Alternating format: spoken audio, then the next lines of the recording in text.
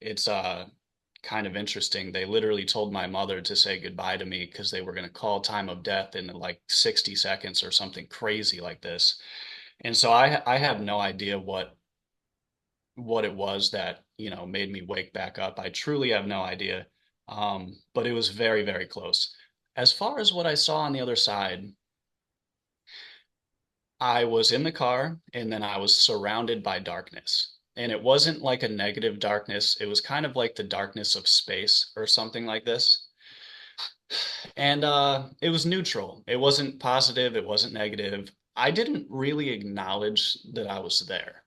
Like in hindsight, I wasn't asking questions like where am I or what is this? It was kind of just I was there and it made sense at the time. Like I had no thought about this. And I see a pinprick of light off in the distance. It starts coming closer to me, and I think maybe we were going towards each other or if I was going towards it. And as it gets bigger and bigger, eventually it's like right in my face. Like I could only see darkness like in my peripherals. And at when it got that close, it started to be accompanied by music. Essentially, it was these two audible notes that every time I say this, I could hear them in my head, but I'm not like a fantastic singer, so I cannot replicate it. I've heard similar notes, I don't know if it's exactly the same. But yeah, it became accompanied by these two notes, and it was almost as if I got as close to the light as I could without actually going inside of it.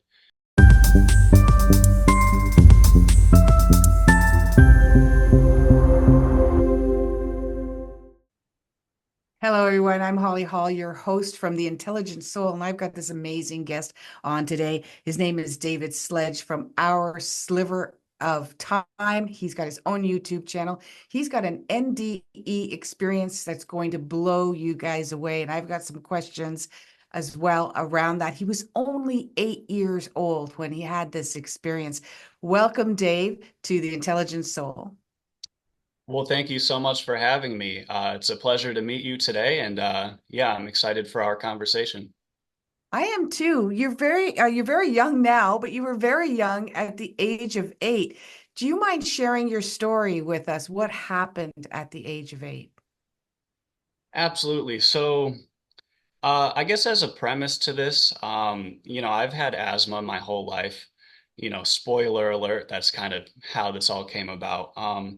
I've had a few mild asthma attacks, in my day, some pneumonia, and just a couple health like issues when I was younger leading into this. And so what happened was one day I was sleeping over a family member's house. My parents were out somewhere. I'm not sure what they were doing, if it was a party or just a night away from the kids. And I was sleeping over this family member's house. Now they have a long-haired gray cat.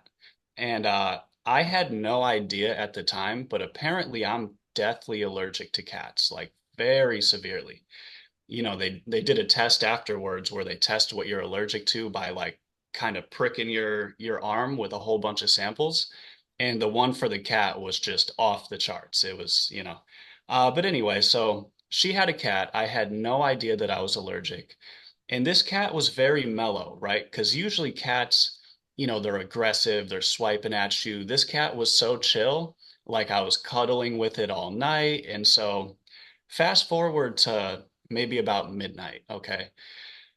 My family members who were watching me, they were asleep. I was watching cartoons, and I'm cuddling with this cat. I start using my inhaler, and it gets to a point, it was very slow and gradual. This happened over the course of anywhere between like maybe 3 hours, maybe four at most. In the past, I said 2 hours, but really, I think it was like 4 a.m. by the time this all went down. Um, I start using my inhaler more and more. And it gets to a point where I'm like, okay, I'm using this every like 2 minutes, right? So I'll get just a few seconds of relief and it just comes back strong. And meanwhile, having no idea that the cat is making my lungs essentially shut down, right? I'm like literally still cuddling with this cat, like having no idea why this is happening. And I really didn't want to wake anyone up. I'm not trying to put myself on a pedestal here, but I sincerely did not want to wake anyone up. And that's why I waited for so long someone what was happening. And it gets to a point where I had drained the entire inhaler. I mean, I must have hit this thing at least 100 times. It was completely empty. Now I have no choice, right? I have to go wake up my family member, and I tiptoe into her room, like knowing that I'm gonna wake her up, but I'm still like tiptoeing in there, right? Stealthy. And I finally wake her up, and that's when I tell her, "Hey, listen, I can't breathe." And it would turn out at that point I was actually already dying. I lost consciousness just a few minutes later. I mean, when I say I waited till the absolute last minute, I mean I could not have cut this closer at all. Um, so she jumps into action. The plan was that I have a family member who has asthma as well, and he lives right up the road. My grandfather, at the time, he lived right up the road from where we were at. And the plan was to go use his inhaler. Now, unfortunately, at this point, I sincerely knew that it wasn't going to work, only because I know how many times I used my own. And so I start to panic, of course. I mean, I think I was already panicking, but just to tell the story honestly, like this was a very, I hate to use the word traumatic. I mean, I've obviously moved on in my life Oh, since then, that's but obvious. That's obvious that that would be traumatic. You're 8 years old too. I mean, it would be traumatic at any age. well, there's a lot. It doesn't feel good. Let's just put it that way. It doesn't feel good to not be able to breathe. So this was, basically that to the most severe degree that I have ever experienced in my life. Um, and it really, I hate to say it, but the way it feels, the way I've described it is that it's like being trapped inside your own body, right? Like there's nowhere to go. And this was really, I was in a panic. So we're in her car, we're driving up the road to my grandparents' house. I just remember being in the back of the car. My last memory of being alive was in the back of her car. My head was leaning up against the window. I could barely hold my head up, and it was very unfortunate. Apparently, what happened was that we make it to my grandfather's house. Now, I have no memory of this at all, but apparently about 2 minutes later, we make it there and they meet us outside. I go to take a puff of his inhaler, and that's when I lost consciousness, fell on my back. They called an ambulance, the whole deal. But my memory stops a couple minutes before then. And as far as what happened next, so I want to say this as clearly as possible, right?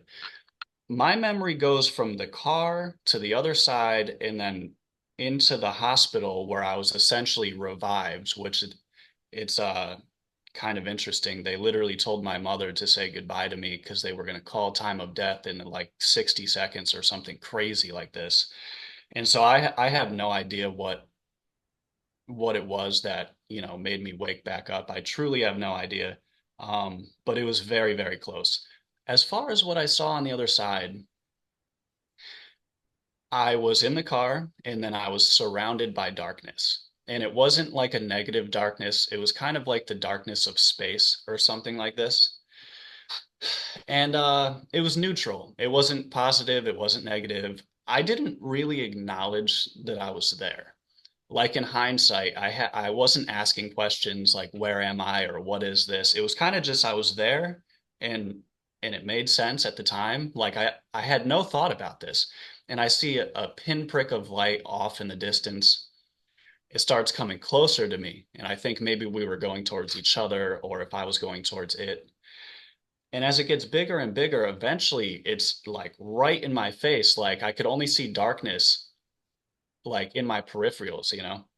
And at when it got that close, it started to be accompanied by music. Essentially, it was these two audible notes that every time I say this, I could hear them in my head, but I'm not like a fantastic singer, so I cannot replicate it. I've heard similar notes, I don't know if it's exactly the same.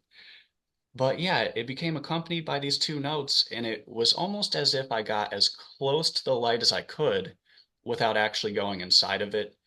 I understand that people they enter the light and have, a 40 days and 40 nights of this crazy long journey. And, it's really for me, it's left me with more questions than answers, which I'm not complaining about because it certainly turned into like a catalyst of, what led me to what I'm doing today. Um, and yeah, so it was kind of like once I heard the music, it was like right before I went back in my body. Like I saw the light, heard the notes, and then I opened my eyes in the hospital. Um, of course, I was kind of out of it by the time when I woke up in the hospital, I couldn't feel my body at all. People were panicking, and I was just kind of sitting there like taking it all in. Yeah, it was a very, very interesting experience. Certainly, it was not Wow. fun getting there at all.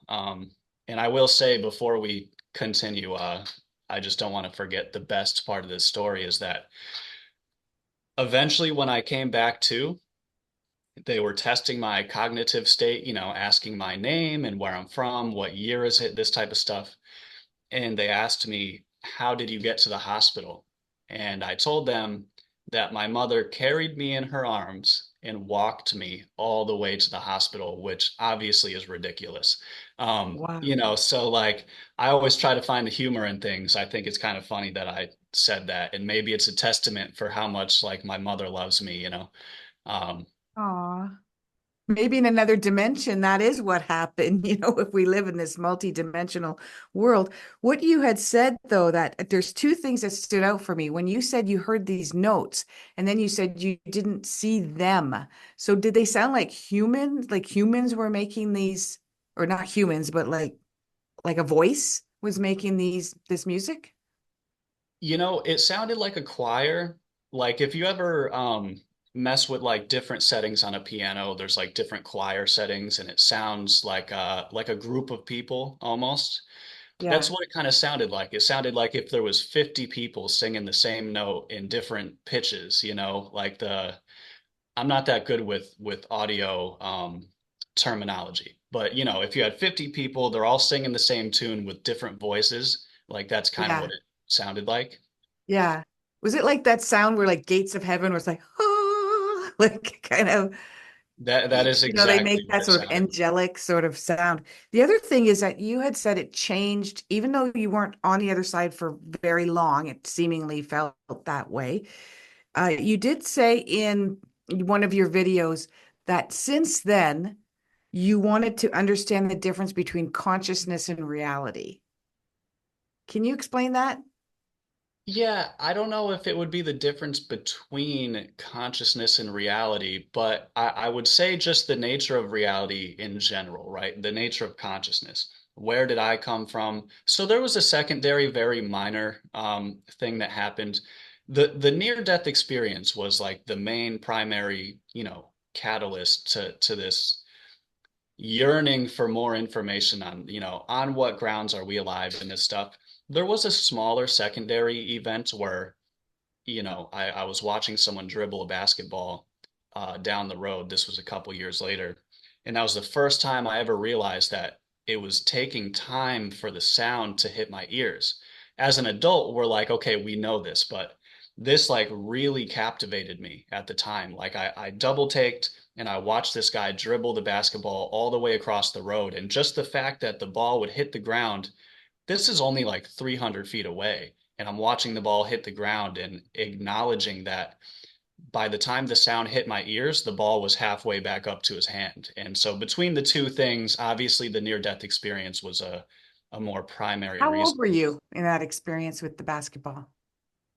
I would say this was a few years later, maybe Teenager? 11 or 12. Yeah, like Oh, preteen or okay. something. Yeah. Wow. So you're an extremely observant person. For you to recognize the the distance of the sound and where the ball was, that takes extreme observation. Would you agree with that? Yeah, I would agree with that, but I can't give myself too much credit, right? I just so happened to catch it and then it just captivated me, so I don't know.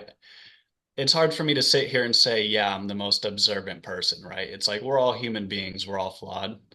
Yeah. But I try. I feel like it's it's hard to explain now that I'm constantly like trying to piece together what is reality, what is consciousness, and all this stuff.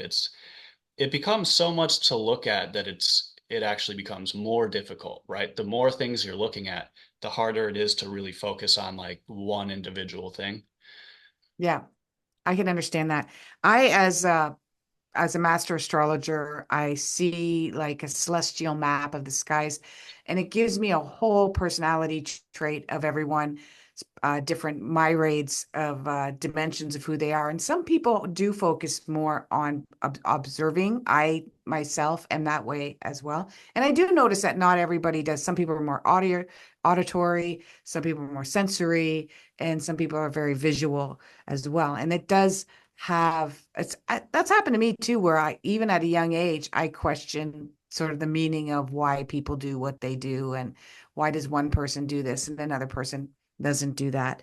So far, what have you come up with your meaning of life, or meaning of consciousness, or meaning of reality? Where do you stand on that now?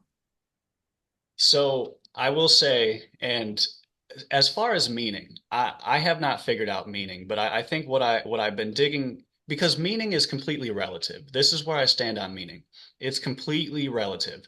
I love skateboarding so much that I've done it for 25 years. I've sacrificed my body for it. I've skipped school for it, right? Meanwhile, someone who does plays the piano, right?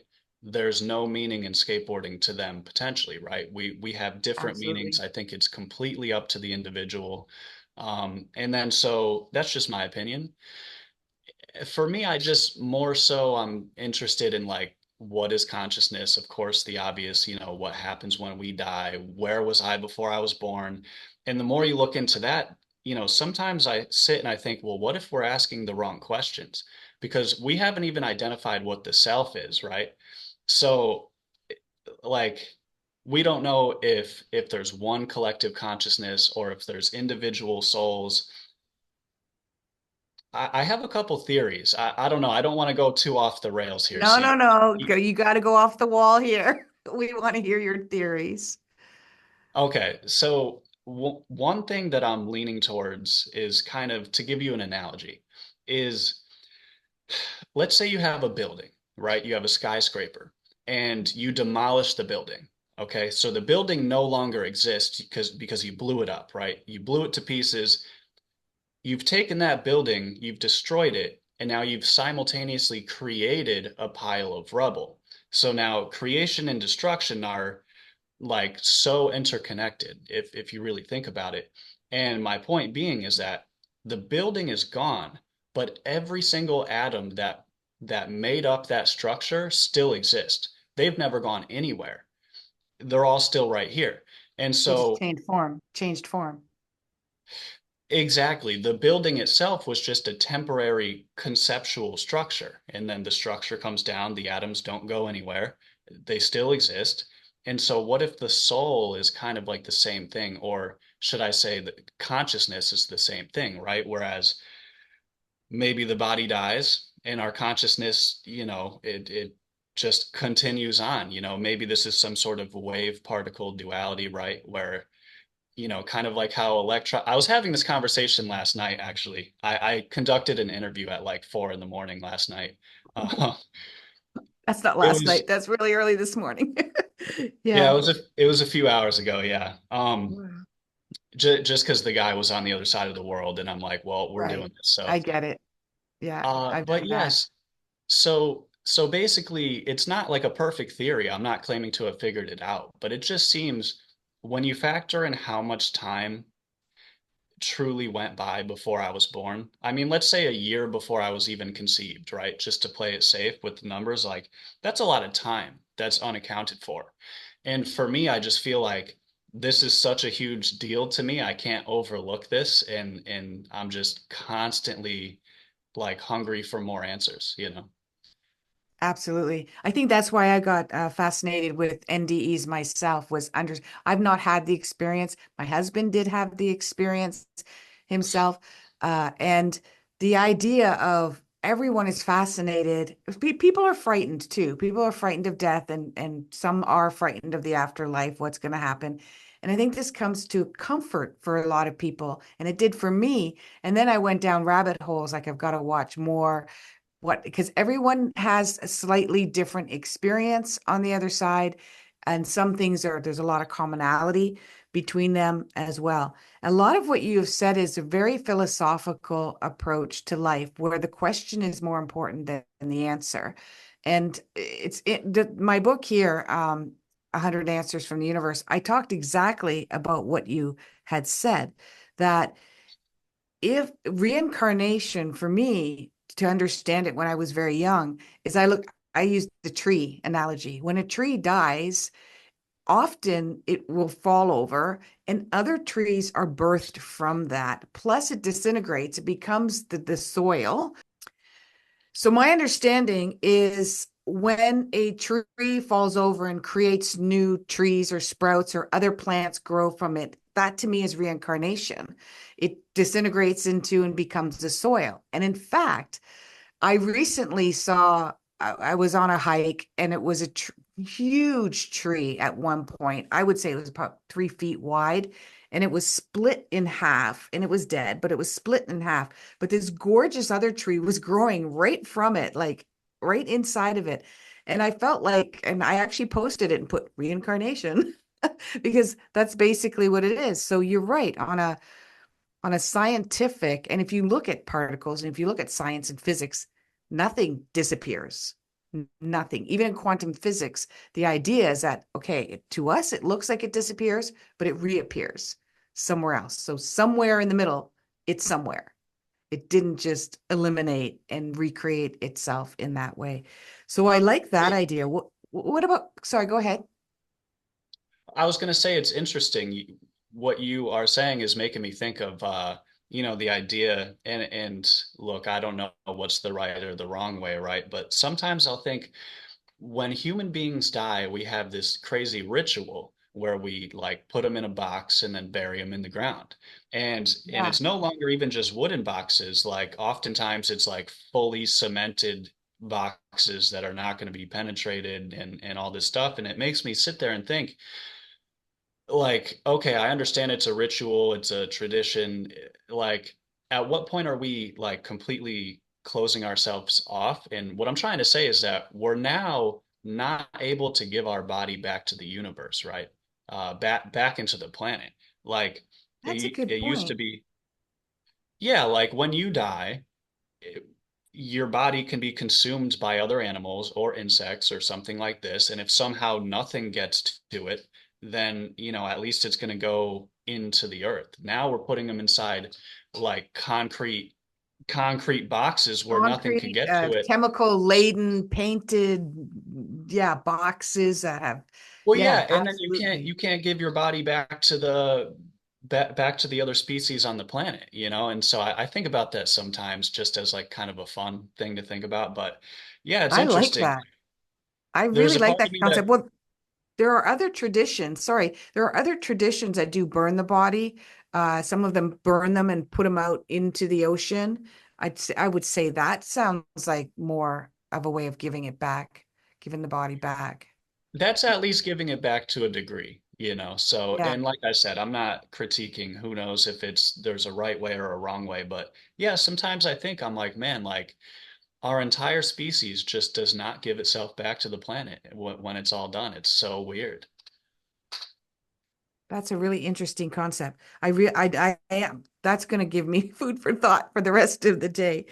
What about consciousness? What is your take on consciousness? Where does that go after or before we pass away? So, a couple things about consciousness, and again, this is just my personal opinion. I've looked at it from so many different angles. You know how if you have the smallest opening that something like water is going to find its way in, right? All you need is the smallest crack, the smallest opening. I'm not saying that consciousness is literally a liquid, but what if there's an aspect of it where if the opening is there, consciousness is going to make its way in? Like almost by default, like, if this is there's several ways where it could work. See, this is where when I say I look at it from so many different angles, I mean I want to know the ins and outs. So I don't know if we're if all the physical universe is inside of a field of consciousness, or I don't know if I really don't know the ins and outs, but it seems as though they say life finds a way. I feel like the second you have an embryo, for example, and this is really closely related to the conversation I had last night, but yeah, it just seems as though Okay. anything that's born into this universe is bound to be conscious by default. I don't know how it works. And then it's tricky as far as like where was it before I was born? Well, if it would seem very unlikely that 14 billion years have gone by. And then I show up here on planet Earth of all places in a human body of all bodies for about 70 years. And then eternity is going to go by, and this is all we get. How coincidental would it be that this very second in time that we all just so happen to be here right now? And I mean, think about how many different species are on the planet. There's 2.16 million species on the planet. The chances of you being human versus anything else is so extraordinarily small.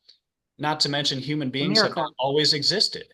Yeah. I mean, so it makes me think, okay, I don't think our souls, if it's a soul, if it's a field of consciousness or a big collective consciousness, I don't think it was just sitting around waiting for humans to be born. Look at all the other species on the planet. So could we have past lives? Possibly. Now, we don't remember a past life. Well, think about the logistical nightmare that it would be to remember your past lives. You would start off with one life, and then you would die, and then you would have a second life. Now, in that second life, hypothetically, if you remembered your first, you're going to be tying up loose ends. You're going to be, obviously, you still have a family and friends and acquaintances from your first life. Now you have twice the amount of people to keep up with in your second life. This is only going to take a handful of lives until it's completely unmanageable. At a certain point, you can't keep up with every Yeah. single person on the planet. No. It's too much. I could barely keep up with what I'm doing. Yeah. I mean, we can barely keep up with our memories in this lifetime, no long memories in many other lifetimes. I got received a download not too long ago, but it's not just a download because it is scientifically backed by Dr. Emoto, who did work on water has, and there's still some people doing work on that. How if you reflect a shape onto water before a thin piece of water before you put it in a freezer, it'll come out and it'll resemble that shape that you just almost like an X-ray, of that. But they're all consciousness is embodies unconditional love and also embodies all consciousness. Water resembles all consciousness as well. And there's basically H2O or some form of moisture or water in absolutely everything, in everything. Even the driest of dry, even a rock, you'll be able to find some kind of moisture in there. So my Well, it's concept, my understanding is that consciousness is in water or H2O. I think there's consciousness in a lot. Here's what I'm trying to say. To this day, I'll see, and I understand it's a game for content. I know why people are doing it, but people are still sitting there having the discussion of like, are animals conscious? It's like, is this a real question? Come on, like clearly animals are conscious. Now Right. maybe there could be a debate had at what point when you get into simpler forms of life, at what point does their awareness of their own consciousness, start to fade out or emerge and stuff like that. But you're going to tell me, like, when you look at your pet dog in the face that you seriously question if your dog is conscious? Come on, dude. Like, Right. so with that understanding, I think a lot of things are conscious. I think, possibly the plants are conscious. There could be different levels of consciousness that are just simply beyond our comprehension. Bingo. Exactly. That's the question is, what is consciousness? It's one word to us, but there's multitude of dimensions of consciousness, multitude of explanations of consciousness. So just like you had said earlier, the question of what is consciousness might be what we need to go after first before we decide what consciousness is. Yeah, and it's interesting too because think of how much when you think of your own consciousness, and I'm not going to put words in your mouth, but when I think of my own consciousness, right? It's entirely based on my sensory perception. It's based on my vision, my hearing, my physical feeling, all this stuff. And then you realize, okay, between different species, we all have different levels of, for example, my pet bird has more cones and rods in her eyes than I do. She sees more of my bedroom than I ever have in my whole life. And then you say, well, wait a minute. Between all these species, we have different levels of different senses, right? And so it seems maybe that there's limitation-based perception, right? Um, I suppose what I'm trying to say is like we think of our consciousness in terms of what our senses are, but now if you're in a different body, you have different senses. So it's going to be hard for us to understand truly what a conscious experience would be like if we were inside of a different organism outside of a human, if that makes any sense. No, it does. Absolutely. And I think our consciousness are also, as humans, is limited by our environment that we're raised in as children. It's limited by our education system. It's limited by what our families know or are aware of. It's limited by our culture and what it's aware of as well. I'm going to be interviewing in the near future the owner of the academy called ICU Academy, and it was showcased on um, do you know who, do you know what I mean? The Oh, no, Academy? I'm sorry. I just had to clear my throat. I was trying to Oh, be okay, no problem. And quiet. so Caroline Corey showcased it on Superhuman. It's a documentary. And it's basically they're teaching kids from a very young age that they can see with their senses. They don't need to be able to see with their eyes. So these kids are blindfolded and they're seeing without their eyes. They're knowing the blocks that they're being, little bean bags are being thrown in their hands one after the other, different colors, and they know they can play soccer without it. They showed an old elderly lady who had gradually gone blind. They were teaching her how to be able to read without her eyes. And we're not talking braille. We're talking with their consciousness. And what made me think of this, and it's right there in proof. It's not woo woo. There's proof that this is happening. And there was a whole bunch of other an enormous amount of studies and experiments that they showed in this documentary. Is that what if we knew this right from the get go? How superhuman, like how amazing would we be? We wouldn't even be asking what is consciousness. We would just know what it is in our own form, in our own unique version of what consciousness is. What do you think of that? So, I've thought about this before for sure. Yeah. So if I were to be sitting here knowing exactly where I came from and exactly where I'm going, the true nature of my soul or consciousness, whatever it is, and if I hypothetically knew that I'm literally just controlling this body until this body dies, yeah, I think that would reframe the entire world. I think people would live in less fear. I think Yeah. maybe if we were to just learn this information abruptly, I think you would see short-term adverse effects, but I think the medium to long term would be nothing but positive. I think it would really it'd be very difficult for people to get hung up on all the I want to watch my language, but all the BS that people care about now, you know, the sense of community diminishing, and it's different in all places. I'm not speaking for everyone, but people sit there and like hate their neighbor because they like voted for someone else. You know what I mean? Like this Yeah. is I can't, if yeah, you think about it on a universal nonsense. scale, this is all so petty. What's the word I'm really looking for? This is all so trivial. This It is is. just It's small trivial useless. stuff. It's It doesn't really matter. useless to our existence. It does nothing for the existence of who we are, being petty Yeah. about things like that. I absolutely agree with you. And so we're talking to David Sledge from Our Silver of Time. He's got his own podcast channel. You guys got to go check it out immediately. He's already got quite a couple of dozen interviews that are quite very, very interesting. How did you come up with the name Our Sliver of Time? I keep wanting to say silver, but it's sliver of time. To be honest, I was sitting there and I had this idea. I had watched like at least 1,000 near-death experiences before starting this channel. I was sitting there one day and I was like, I forget whose story I was even watching, but I said, you know what? I would really like to talk to this guy, you know?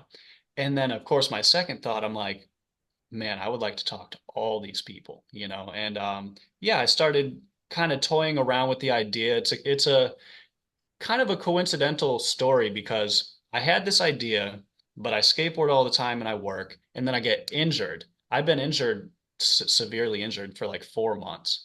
And so it just so happens as this idea was brewing, I end up in a situation where I couldn't walk for a month, I couldn't work for a month, and I'm sitting there with Wow. nothing but time on my hands, and I desperately need something to do, and I know I want to talk to these people, and I was like, "Oh my God, it just clicked." I said, "I have to do this."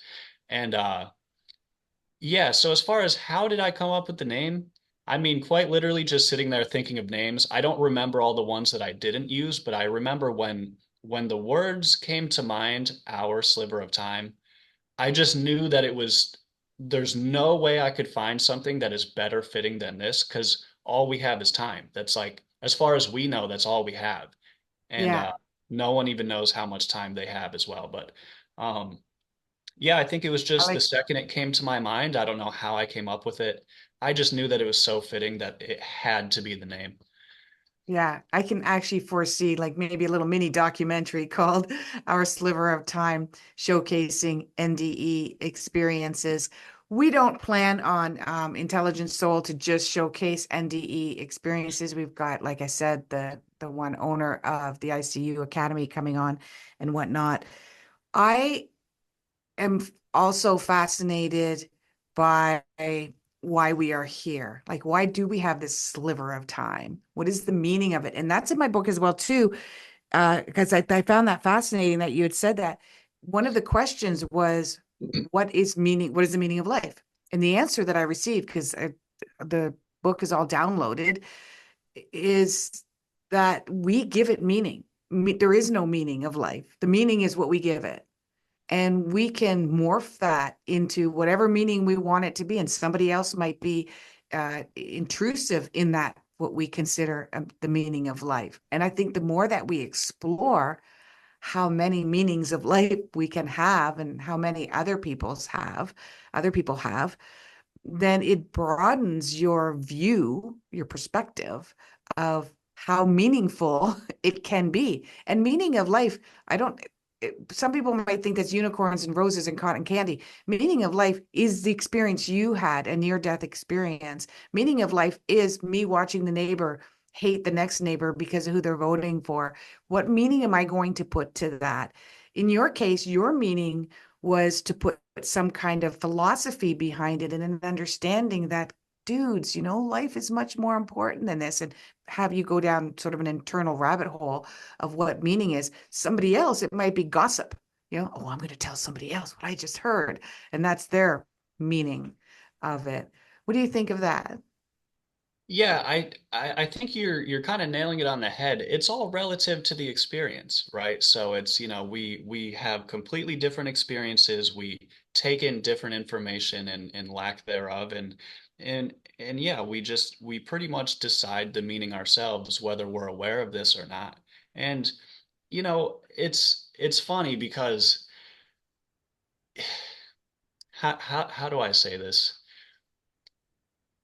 I try, you can't really get lost in it. Basically, what I'm saying is like, I also think there's a lot of meaning in having like retaining a playful nature of life, like not everything has to be so serious. Now, don't get me wrong, like I very Yeah. much enjoy having these conversations, even when I'm not, I'm sitting there in my own mind trying to put this all together but you have to find a way to have fun doing it, you have to enjoy it.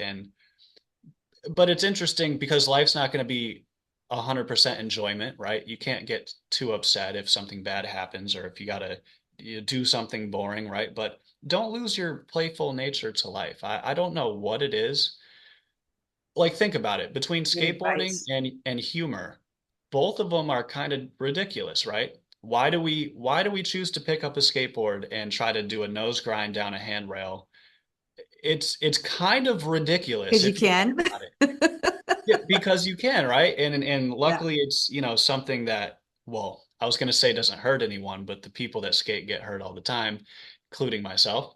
Um, but yeah, like as far as even humor, right? Like for some odd reason, I think there's a lot of personal meaning for me in humor. I enjoy trying to make people laugh. I enjoy having a laugh, even if it's someone else's joke. And you know what's funny about humor is that if you tell a joke and it doesn't land, well, now it's funny because your joke didn't land, and it's all silly. It's completely silly, Yeah, but for some reason, I find so much meaning in that. right. Is that where you tend to gravitate to for your own entertainment, such as movies or TV shows or podcasting, is watching humor? Well, I watched some stand up, but not in a while. To be honest, I just now that I started this channel, I do so much research into the guests that like that takes up most of my content consumption. And then outside of that, I watch every skateboarding video that comes out, which is between those two things, it's like I hardly have time for anything else really. Um, Right? Sometimes I think I don't have enough time in a day to do everything and learn everything and research and watch everything that I want to. It's just it's insane the beautiful amount of information we have. And that's the other thing in the perspective of the meaning of, the last 3 years, 4 years, everyone can say, even now, I'm Canadian, I'm in Canada, so the political arena here is not the same as in the United States, but I have American family members and a lot of clients, and I completely understand what's going on there. And the idea that you don't have to look that way. You don't have to look at the train wreck. You can focus on what are other people doing? What are other communities doing? Other businesses? Where is there a lift to your spirit or your mind or your consciousness or your reality of what else is going on in the world that you're being blinded to? So I just find myself just watching all kinds of podcasts like yours on our sliver of time. And I just find that feeds my soul. And if I'm sitting down and having a conversation about the really negative things that are happening and fear based, I don't mind going down a philosophical conversation around it, but I don't want it to create an enormous amount of anger because I know there's so much more out there than that. oh, absolutely. So that all comes down to like, it's very tricky because it's not like we're robots that just have an autonomous system to navigate this. But what I'm saying is you shouldn't live with willful ignorance of like realities that will affect you. But then it's a very fine line that you have to walk. Whereas, okay, I don't want to get caught up being emotional about the people that are out for global domination, which they are 100% definitely doing. Yeah, But like it's at a a certain reality. Yeah, exactly. So it's good to acknowledge it. It's good to try to know how it's going to affect you, but to what degree are these external forces really acting upon your own mind? Are you yeah, becoming angry and bitter and this type of thing? Whereas, like I said, it's a fine line. You want to acknowledge it so that you're rooted in reality, but you have to protect your mind and your spirit and like also make sure that you're putting your energy in the place that you choose to put it. It's very easy for these things to suck us in and get us like emotionally invested. And I'm going to try not to get too political on your show, so I'm just going to leave it at that. I think most people they understand. yeah, yeah. And I'm glad that you brought that up because that's true. I'm definitely not someone who sticks my head in the sand. If you want to talk to me about, what's been happening with our constitutional rights for the last 200 years, I can go down that rabbit hole as well. And whether we should be taxed or not taxed and how that serves the bigger picture of people that belong to a corporation or an organization that we don't even see and most people don't even know exists. But I also like to take a look at the soul part of why we are here and why is this being brought up in this lifetime and why am I in this lifetime when it's all being so hyper focused. And I look at these things like portals, and if we stay in that negative mindset and only focus on that and talk about that and are fearful around it and are making choices based on that, I feel that I'm contributing to the creation of that portal and I'm keeping that portal alive. You're right, though. It's a fine line. I'm not going to ignore it. I understand. I contribute to my own personal research charities that is making a difference in things that are going on in the world right now. In fact, I'm now starting a music festival for next year that's going to be a donation for one of these very, to me, very important charities that's helping make a massive difference in a huge problem that we have in the world. So it's not like I'm ignoring it, but I also feel like you said, a fine line. We've got to feed our souls and understand why this is happening. Some of these things have existed for centuries, and we're just being aware of it now. And so therefore, it's not an attack on our now. It's just, to me, I look at it as you can have an illness within you that festers when you're like 80, I don't know, 18 years old, but it's been there your whole life. It's just festering now. So it's just showing itself now. That's actually great because now you can take care of it. Now you can do something about it. It's like, hello, okay, now I can see you've been a problem for a while, so we're going to take care of this now. So I kind of look at what's going on in the world in that way as well. Yeah, well, it's the people that say that they're positive and happy 100% of the day. It's let's be realistic here. Like you Yeah. when if your dog dies, you're not happy. So let's just be 100% realistic here. That's not true. You're going to be Yeah. upset at times. There's going to be negative things that happen. That's a part of life that you have to accept. And as far as like but what's interesting is it's whatever you feed. And then so, people can get like flat out, I mean, look, I mean, feel free to look into this yourself or whatever. I'm not making any how do I legally protect myself from my statement that I'm about to say? Yeah, We'll put a I think disclaimer people up. get I think people get addicted to cortisol spikes. I think sometimes people they Interesting. they'll get sucked into the negativity for so long that eventually they might not even realize this, but eventually they actually want it, right? They want another thing to complain about. They want Oh another my reason to gosh. say it's not fair. They want another Yeah. reason to be a victim. And Yeah. this is, I stand by that 100%. And I really do think if you don't like really reflect upon what you're doing and where your mind is at, it's very easy to get sucked into these kind of traps. I have a lot of conversations with clients, mostly females, that are looking for love or what's wrong with the love that they have and everything around love. And I'm constantly teaching them you are addicted to your own chemistry in your body. You're addicted to your cortisol, your adrenaline, your dopamine, your and all your endorphins, all your happy hormones, and even your sad hormones. You're addicted to that. And until you have an understanding that other people are triggering that addiction, you may not be able to find that kind of love that you're looking for because you're looking for the next hit, the next dopamine hit, or the next endorphin hit. So yeah, you hit the nail right on the head there. You know what, David? I just love this conversation. I've got to have you back on the show again. We'll go down, other conversations outside of NDE. What can you tell people about your channel? What your aim is for your channel, and yeah, why they want to head over there and subscribe and watch your videos. Absolutely. Well, not only is it the best channel on the planet, and I'm totally kidding, right? It's my channel, so I'll say that. No, I'm totally kidding, really. I know. You're facetious. I'm not actually that arrogant, yeah. But so the whole point of my channel is I enjoy speaking with people who have had near-death experiences, being that I've had one myself. That's the primary thing that we do. Of course, the reason we do this is kind of, for me at least, is in search of what is consciousness. So I am also willing to interview people that have theories on consciousness that might be plausible. So between those two things, that's the primary focus. I don't want to veer off too much from those two things. I feel like they're closely related enough that I could do both, but I want to keep it very like specifically directed. And yeah, that's what we're doing. So I'm just trying to have these conversations all the time and talk with amazing people like yourself. So yeah, And that's that's what we're that's the doing. meaning of our channel as well too.